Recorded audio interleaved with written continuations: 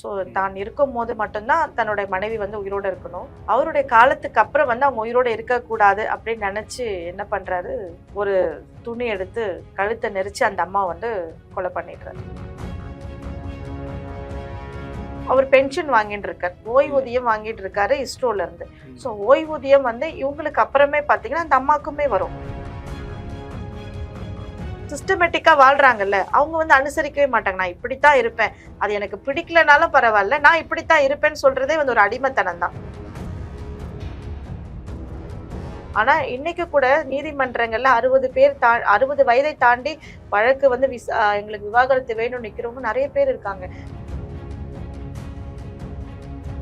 நீங்க வந்து எனக்கு அப்புறம் இவ வாழக்கூடாதுன்னு முடிவெடுக்கிறதுக்கு உங்களுக்கு உரிமை யாரு கொடுத்தா?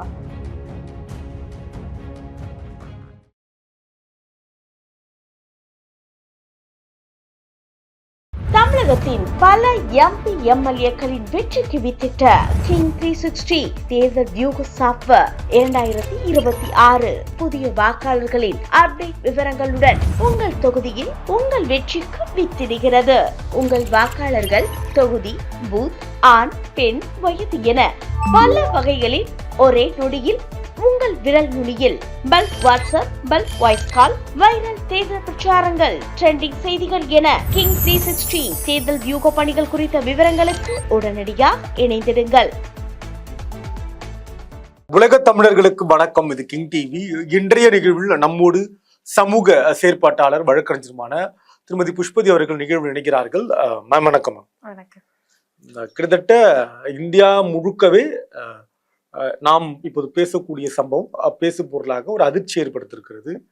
ஒரு கணவனே தன்னுடைய மனைவியை கொன்றிருக்கிறார்.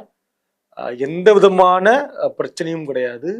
கிட்டத்தட்ட அவங்க ஒரு மூத்த குடிமக்கள், 76 வயது உள்ள ஒரு நபர், அவர் தன்னோட மனைவியை கொன்றிருக்கிறார் என்ற இந்த செய்தி முதல்ல எப்படி பாக்குறீங்க? என்ன நடந்திருக்கு அதுல? இல்ல, நானுமே அந்த நியூஸ் பார்த்தேன். ரொம்ப வருத்தமா இருந்துச்சு. என்ன நடந்திருக்கு அதுல? அவர் வந்து இஸ்ரோவுடைய உயர் அதிகாரியா இருந்த ஒருத்தர், நாகேஸ்வர ராவ் அப்படின்றவரு.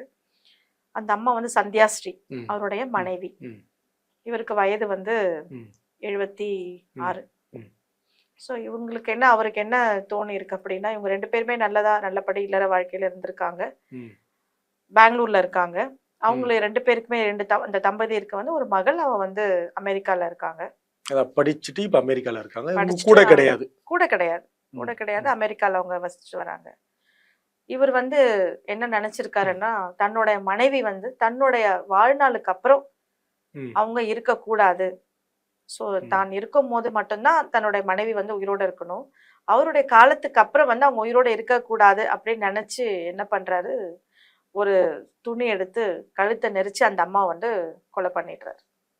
சரி, இதை கேட்கும் போது ஒரு கணவன் மனைவி அப்படின்னா அவருடைய கருத்து என்ன சொல்றாருன்னா, என்னோட மனைவி எனக்கு அப்புறம் வாழக்கூடாது அப்படின்னு அவர் ஒரு கருத்தை முன்வைக்கிறார். சரி, இந்த கருத்தை வந்து ஃபர்ஸ்ட் ஏற்றுக்க முடியாத ஒரு விஷயம், ஏற்புடையது அல்ல. ஏன்னா அவருமே வந்து அந்த அம்மா ஒரு உயிராத்தான் பார்க்கணுமே தவிர தன்னோட மனைவியே அவர் உயிரை எடுக்கிறதுக்கான எந்த உரிமையுமே அவருக்கு கிடையாது. இது ஏன் அவருக்கு அப்படி நினைக்கிறாரு? யாரு பாத்துக்குவான்னு அப்படி நம்ம சொல்ல முடியாது இல்லையா? எல்லாருமே யாரோ பாத்துக்குவாங்கன்னு இந்த பூமிக்கு வரல. அவங்களுக்கு மகள் இருக்காங்க, மகள் பாத்துக்குவாங்க. இல்லைன்னா கூட அந்த அம்மா தன்னை பாத்துக்கிற அளவுக்கு அவங்களுக்கான அந்த நாலேஜ் எல்லாமே இருக்கும். ஏன்னா அவர் இஸ்ரோல பணி புரிஞ்சிருக்காரு, ஓகேவா, வெல் எஜுகேட்டட். இவங்களுமே ஒரு எஜுகேட்டட் தான். ஸோ அப்படி இருக்கும்போது தன்னை பார்த்துக்க முடியாதுன்னு நம்ம முடிவெடுக்கிறது தவறு இல்லையா? அது எப்படி நம்ம முடிவெடுக்கலாம்? இன்னொரு விஷயம், அவர் பென்ஷன் வாங்கிட்டு இருக்காரு, ஓய்வூதியம் வாங்கிட்டு இருக்காரு இஸ்ரோல இருந்து. ஸோ ஓய்வூதியம் வந்து இவங்களுக்கு அப்புறமே பார்த்தீங்கன்னா அந்த அம்மாக்குமே வரும். இல்ல, ஒரு பணம் அந்த இடத்துல விட அவர் பாசம் அப்படின்றத சொல்றேன். இல்ல, நான் என்ன சொல்றேன், தனக்கு பிறகு யாரு பார்த்துப்பா, அந்த கேர் கிடைக்குமா? அதுதான் நான் சொல்ல வரேன். அவங்களுக்கு அப்புறம் ஓய்வூதியம் இவங்களுக்கு வரும். இவங்க ஒரு ஆள் வச்சு கூட பாத்துக்க மாட்டாங்கன்னா வந்து இல்ல, அதே கேர் கிடைக்குமா? அதே அன்பு இருக்கு இல்லையா? கண்டிப்பா. லைஃப் எதுவுமே ப்ரெடிக்ட் பண்ண முடியாதுங்க. இவர் அதே அன்பு கொடுத்திருந்தா ஒரு ஜீவனை கொலை பண்ணிருக்க மாட்டார்ல. நம்ம எதுவுமே ப்ரெடிக்ட் பண்ணிக்க முடியாது. இப்படிதான் வாழ்க்கை இருக்கும், இவங்க தான் அன்பா பாத்துக்குவாங்க, இவங்க அன்பா பாத்துக்க மாட்டாங்க. நம்ம ஒரு வீட்டுல வேலைக்கு ஆள் வச்சுக்கிறோம், ஏதோ ஒரு இடத்துலதான் தவறுகள் நடக்கும். அவங்க வந்து நம்ம வீட்டுல வந்து திருடிட்டு போறது, இல்ல வந்துட்டு யார் இல்லாத போல கொலை செய்யறோம். ஆனா இதெல்லாம் நடக்குது ஒரு 10% தான். விதிவிலக்கு இதெல்லாம். ஆமா, இது எல்லாமே விதிவிலக்குகள் ஒரு 10% நடக்கும். ஆனா 90% அவங்க கொடுக்குற சம்பளத்தை வாங்கிக்கிட்டு அதுக்கு மேலுமே பாக்குறவங்க எவ்வளவோ ஊழியர்கள் இருக்காங்க. நம்பிக்கையா, விசுவாசமா, கேரா, நீங்க சொல்ற மாதிரி அன்பு, பாசம் எல்லாமே காட்டி வேலை செய்யறவங்க எவ்வளவு பேர் இருக்காங்க. அவங்க இவர் காலத்துக்கு அப்புறம் அவங்க பார்த்துட்டு போறாங்க. இல்ல உங்க ரிலேஷன் செய்யுங்க, நீ வந்து ஒரு அன்பு பாசத்துக்கு மேல ஒரு பணம் யாரும் சும்மாதான் பாத்துக்க மாட்டாங்கன்னு நினைப்பாங்க. ஆனா நீங்க அவங்களுக்கு தேவையான பணத்தையும் நீங்க அவங்களுக்கு ஒரு ஊதியமா கொடுத்தீங்கன்னா யாருமே பாத்துக்க மாட்டாங்கன்னு மறுக்க மாட்டாங்க. சரியா? அதுக்காக நான் லைஃப் இப்படிதான், எனக்கு அப்புறம் யாரும் பாத்துக்க மாட்டாங்க நீங்க ப்ரெடிக்ட் பண்றதுக்கு நீங்க யார்? உங்களுக்கு அந்த உரிமை யார் கொடுத்தா? ஏன் அவங்களுக்கு வந்து இவரோட இழப்புக்கு அப்புறம் வாழ முடியாதுன்னு அவங்க சொன்னாங்களா? அவங்களோட ஸ்டேட்மெண்ட் இருக்கா? அவங்களோட வாய்ஸ் ரெக்கார்ட் இருக்கா? உங்களோட காலத்துக்கு அப்புறம் நான் வாழ மாட்டேன், நானும் உங்களோட வந்துடுறேன் அப்படின்னு அவங்க சொன்னாங்களா? அந்த முடிவே கூட தப்பு இல்லையா? அதுவே கூட தப்பு.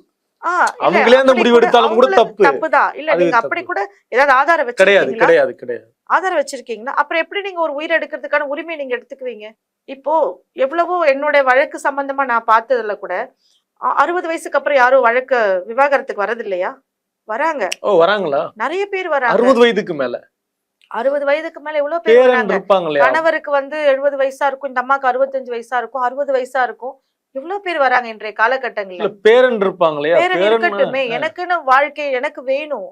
நீ வந்து ஒவ்வொரு சில விஷயங்கள்ல பாத்தீங்கன்னா அந்த காலத்து மனுஷங்களா நான் இப்படிதான் இருக்கணும், எனக்கு 7 மணிக்கு காஃபி வரணும், 8 மணிக்கு டிஃபன் வரணும், 11 மணிக்கு லஞ்ச் வரணும்.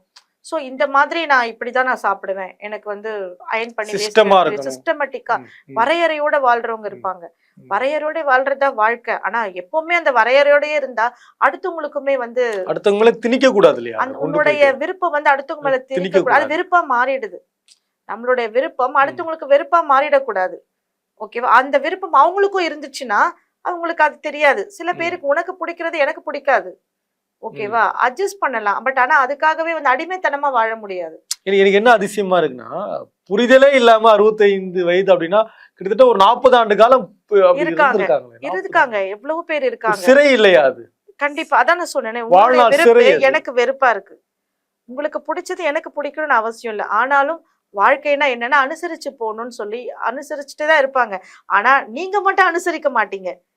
இந்த சிஸ்டமேட்டிக்கா வாழ்றாங்கல்ல அவங்க வந்து அனுசரிக்கவே மாட்டாங்க. நான் இப்படித்தான் இருப்பேன், அது எனக்கு பிடிக்கலனாலும் பரவாயில்ல, நான் இப்படித்தான் இருப்பேன்னு சொல்றதே வந்து ஒரு அடிமைத்தனம் தான். ஒரு விஷயங்கள் வந்து ஓகே, அது அவளுக்கு அதை எழுந்துச்சுக்க முடியல, நம்மளா ஒரு டீ போட்டு குடிப்போம், இல்ல எந்திரிச்சு நீ தான் போட்டு கொடுக்கணும்னு சொல்றது அடிமைத்தனம். ஒரு நாளைக்கு வந்து உன்னால முடியலையா, நான் போட்டு கொடுக்குறேன்றதா அந்த இடத்துல அன்பு இருக்கு, அரவணைப்பு இருக்கு, புரிதல். 2 பண்ணணும். உங்களால முடியலன்னா நானே தயார்படுத்தி பண்றது ஒண்ணு, உங்களால முடியலன்னா நான் தயார்படுத்தி உங்களுக்கு கொடுப்பன்றது இன்னொன்னு இல்லையா? அடுத்த ஆமா, இல்ல உன்னால முடியலனாலும் பரவாயில்ல, நீதான் செய்யணும் அப்படின்றது வந்து வன்முறை கிட்டத்தட்ட. அது வந்து சில பேர் அதுக்கு ஒரு பேர் வைப்பாங்க, நீ போட்டு கொடுத்தாதான் நான் சாப்பிடுவேன் அப்படின்னு. என்ன கேட்டா அப்படி எல்லாம் வந்து ஒரு விஷயங்கள் வந்து இல்ல. ஏன் ஒரு நாளைக்கு 2 நாளைக்கு அவங்களுக்கு தான் முடியலையே. உன்னோட அந்த அன்பு வந்து இருந்துட்டு போகுது. அந்த அன்பு ஒரு நாளைக்கு தள்ளி வச்சு நீ அவங்களுக்கு நீ போட்டு கொடுத்தீங்கன்னா இன்னும் அது பேர் அன்பாயிடுது இல்ல. அந்த அம்மாவுக்கு முடியல, நீ அந்த வேலையை செஞ்சீங்கன்னா அது இன்னும் அன்பு வந்து இன்னும் பேரன்பா மாறிடும்ல. சோ உங்களுடைய விருப்பம் எனக்கு வெறுப்பாகாம பார்த்துக்கொள்ள வேண்டியது நீங்க தான். அது சோ அதனால இந்த மாதிரி சில காரணங்களால எவ்வளவோ பேர் வந்து அனுசரிச்சுட்டு போறவங்க இருக்காங்க. ஆனா இன்னைக்கு கூட நீதிமன்றங்கள்ல 60 வயதை தாண்டி வழக்கு வந்து எங்களுக்கு விவாகரத்து வேணும்னு நிக்கிறவங்க நிறைய பேர் இருக்காங்க. இதுக்கு மேலேயாவது நான் நிம்மதியா வாழ்றேன், அவர் எனக்கு வந்து ரொம்ப தொல்லை பண்றாரு, ரொம்ப கஷ்டப்படுத்துறாரு அப்படின்னு சொல்லிட்டு வரவங்களா இருக்காங்க. இந்த அம்மா கூட அந்த மாதிரி இருந்திருக்கலாமே, இவங்க கூட வாழணும்னு நினைச்சிருந்திருக்கலாமே. நீங்க வந்து எனக்கு அப்புறம் இவ வாழக்கூடாதுன்னு முடிவெடுக்கிறதுக்கு உங்களுக்கு உரிமை யாரு கொடுத்தா? நீங்க கொடுத்த உயிர் கிடையாது. அப்படி பார்த்தா அம்மா கூட தான் நினைச்சிருந்திருக்கலாம், என்னுடைய மகள் வந்து நான் இருக்கிற வரைக்கும் தான் நல்லா இருப்பா, அதுக்கப்புறம் வந்துட்டு எப்படி இருப்பாலும் நினைச்சிட்டு அம்மா இறக்கும் போது குழந்தைய கொன்னுடுறாங்களா என்ன? இல்லையே, அந்த உயிர் அவங்க கொடுத்த உயிர். அப்படி பார்த்தா அவங்களுக்கே எடுக்க உரிமை இல்லாதப்போ நீ எடுக்கிறதுக்கு உனக்கு யார் உரிமை கொடுத்தா? உண்மையிலே ரொம்ப தவறான விஷயம் அது.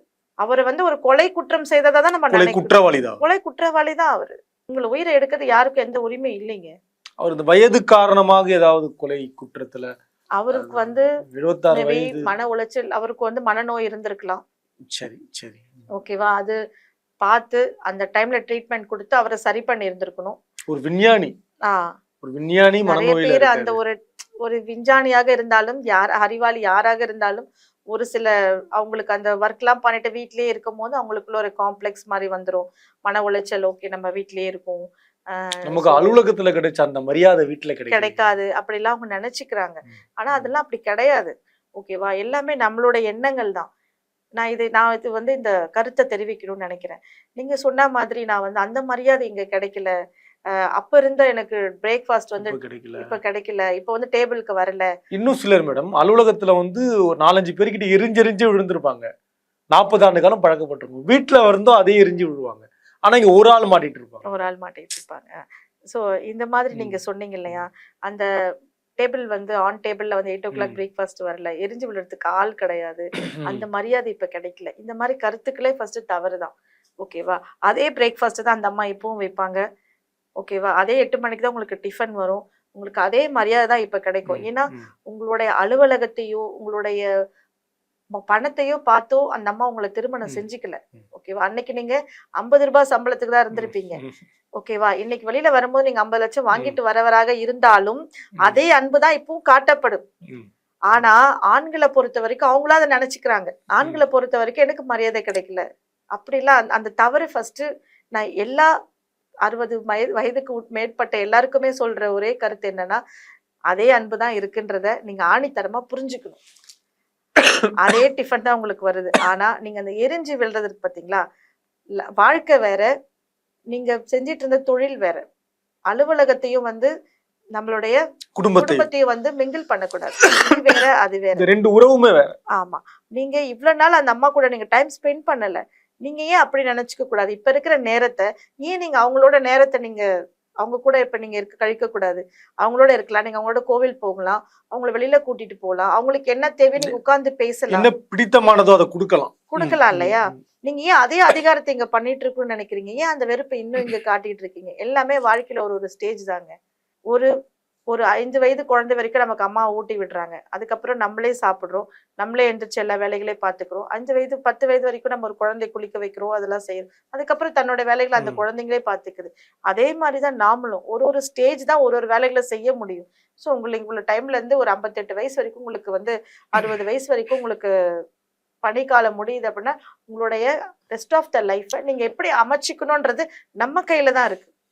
அதை விட்டுட்டு நான் இன்னும் இப்படிதான் இருப்பேன், எனக்கு வந்து இதெல்லாம் செய்யல அப்படின்னு நம்மளா நினைச்சுக்கிறது, நம்மளே மனநோய்க்கு நம்ம தள்ளப்படுறோம். பெரியவான கேள்வி. இப்ப இவருக்கு தண்டனை கிடைக்குமா கிடைக்காதா? தண்டனை கிடைச்சா எத்தனை ஆண்டு கிடைக்கும்? இவருக்கு வந்து கண்டிப்பா தண்டனை கிடைக்கணும். ஏன்னா நான் என்னை பொறுத்த வரைக்கும் ஒரு கொலையை செய்ததை தான் நான் பாவிக்கிறேன். ஏன்னா ஒரு உயிரை எடுக்கும் உரிமை யாருக்குமே கொடுக்கல. சட்டப்படி கொலைதான். ஓகேவா? ஸோ அப்படி இருந்தாலுமே வந்து அவருடைய வயது அவருடைய எல்லாமே பார்த்து உங்களுக்கு மர்டர் கேஸ்ல 302 செக்ஷன் படி என்ன வருமோ அதுபடிதான் உங்களுக்கு கொடுப்பாங்க. இந்த ட்ரீட்மெண்ட் எடுப்பாங்களா அவருக்கு இடையில? அதுக்கு வாய்ப்பு? அவருக்கு சைக்காலஜிக்கலாவும் அதுவும் அனுப்புவாங்க. சைக்காலஜிக்கலா அவருக்கு வந்து கிளாஸஸ் அனுப்பி விடுவாங்க. அவருக்கு வந்து எப்படி இந்த மனநோய்க்கான வெளியில வர்றது அப்படின்றதும் ஒரு பக்கம் அவருக்கு கொடுப்பாங்க. இப்ப பலரும் கேட்கிற கேள்வி, இவர் ஒரு மனநோயாளியா இருக்காரு, உளவியலா பாதிக்கப்பட்டிருக்காரு அப்படின்னா அவரால் ஏற்படுத்தப்பட்ட பாதிப்பு இருக்கு இல்லையா, அது சராசரியா இருக்கவங்களோட ஒப்பிட்டு பார்க்க முடியுமா? அவங்களுக்கு கொடுக்கக்கூடிய அதே தண்டனை இவருக்கு பொருந்துமா? இல்ல கண்டிப்பா அது பனிஷ்மெண்ட் எல்லாம் ஒண்ணுதான். அப்பார்ட் ஃப்ரம் தட் இவரை வந்து ப்ரூவ் பண்ணணும். இவர் வந்து சைக்காலஜிக்கலா பாதிக்கப்பட்டிருக்காருன்றத ப்ரூவ் பண்ணி அவருக்கு ட்ரீட்மெண்ட் கொடுப்பாங்களே தவிர punishment as well as same தான். பனிஷ்மெண்ட்ன்றது இருக்கும். இந்த பீரியட்ல அவருக்கு தனியா எக்ஸ்ட்ராவா கிளாஸஸ் அனுப்புவாங்க. அவருக்கு என்ன பிரச்சனைன்றத வந்து அனலைஸ் பண்ணி ஸ்டேட்மெண்ட் ரிப்போர்ட் கொடுப்பாங்க. இவர் உண்மையிலே மனநோயால பாதிக்கப்பட்டிருக்காரா, எப்பத்துல இருந்து இவருக்கு மனநோய் இருக்கு, இவருக்கு மோர் தென் பொசசிவா, நிறைய பிரச்சனைகள் வந்து அந்த பொசசிவால தான் வருதுன்னு வச்சுக்கோங்களேன். மன ரீதியா பாத்தீங்கன்னா பொசசிவ் தான். அது 20ல இருந்து 60 வரைக்கும் இருக்காது இல்லையா? இது வந்து எனக்கு அது உனக்குதான், அதை நீ நம்பணும். நம்பிக்கை தாங்க வாழ்க்கை. அதை நம்பினா லைஃப் வந்து இந்த மாதிரி ஒரு பிரச்சனைகளை கொண்டு போய் தள்ளாது. உனக்கு நம்பிக்கை இல்லை, நம்பிக்கை இல்லையே உங்களுக்கு. இந்த கேஸ்லயே பாத்தீங்கன்னா நம்பிக்கை இல்லையே. பொண்ணு பாத்துக்குவான்னு நம்பிக்கை இல்லை, அவங்களாலே அந்த அம்மாவால தனியா வாழ முடியும் நம்பிக்கை இல்லை உங்களுக்கு. நம்ம போனதுக்கு அப்புறம் நம்ம அவளுக்கு என்ன ரெஸ்ட் ஆஃப் த லைஃப் பெட்டரா கொடுக்கணும் அப்படின்றது உங்களுக்கு மேலே உங்களுக்கு நம்பிக்கை இல்லை. நீங்க கொடுத்துட்டு போயிருக்கலாமே. அவங்களுக்கு நிறைய அந்த ஃபினான்ஷியல் ஸ்டேட்டஸ்ல பிரச்சனையே இருந்திருக்காது. சரி, யாருமே ஒரு பொருளாதார ரீதியில ஒரு சில விஷயங்கள் வழிவகைகள் செய்யும் போது அடுத்தவங்க கண்டிப்பா அதை பாத்துக்குவாங்க. அவங்க லைஃப்ல யாருமே பாத்துக்காம தானே மட்டும்தான் பார்த்துட்டுலாம் வாழ முடியல இந்த காலத்துல நினைக்கவே முடியாது. எல்லா வசதியும் பெற்றவர்கள் பொருளாதார தன்னிறைவு அடைந்த குடும்பம். கண்டிப்பா. ஆமா, இப்ப பாத்தீங்கன்னா நிறைய பே பண்ணிட்டு கூட இந்த நிறைய ஹாஸ்டல் எல்லாம் பெய்டு கெஸ்டா போய் ஸ்டே பண்றாங்க முதியோர்கள். ஒரு பெரிய பெரிய NRIsல இருந்தா கூட அந்த மாதிரி ஒரு பாதுகாப்பு எவ்வளவோ இருக்கு, ஷெல்டர்ஸ் எவ்வளவோ இருக்கு. அவங்கள பாத்துக்கிறதுக்கு பே பண்ணிட்டா அவங்களுக்கு வந்து காஃபில இருந்து ஃபுட்ல இருந்து கொடுக்குறவங்க எவ்வளவு பேர் இருக்காங்க. இல்ல நீங்க வீட்லயே ஒரு சர்வெண்ட் அரேஞ்ச் பண்ணி பாத்துக்கலாம். ஏன்னா நீங்க சொன்ன மாதிரி பொருளாதாரம் நிறைவற்றவர்கள் இவங்க, நிறைய உள்ளவர்கள். எல்லா வசதி ஆடம்பரமான இடம் தான், பிளாட் ஆடம்பரமான இடம்.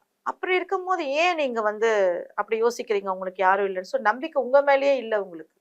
அதை நான் மறுபடியும் கூடுதலா கேட்கிறேன், நான் இன்னும் தெளிவுக்காக கேட்கிறேன். ஒரு மனநோயாளின்னு உறுதியான என்ன ஆகும்? மனநோயாளின்னு உறுதியானாலுமே அவருக்கு வந்து பனிஷ்மெண்ட் இருக்கும். உறுதி. தொடர்ந்து பேசலாம் மேம். நன்றி மேம்.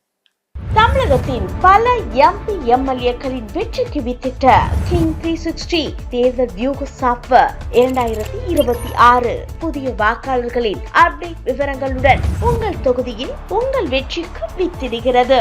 உங்கள் வாக்காளர்கள் தொகுதி, பூத், ஆண், பெண், வயது என பல வகைகளில் ஒரே நொடியில் உங்கள் விரல் நுனியில் bulk WhatsApp, bulk voice call, viral தேர்தல் பிரச்சாரங்கள், ட்ரெண்டிங் செய்திகள் என கிங் 360 தேர்தல் வியூக பணிகள் குறித்த விவரங்களுக்கு உடனடியாக இணைந்திடுங்கள்.